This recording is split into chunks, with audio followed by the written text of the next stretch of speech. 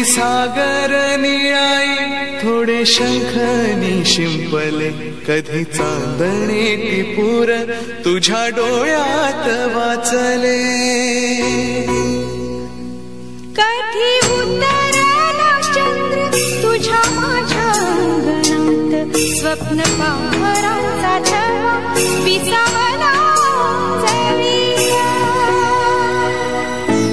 कधी काळोख भिजला, कधी भिजली पहाट, हुंकारला नदी काठ, कधी हरवली वाट.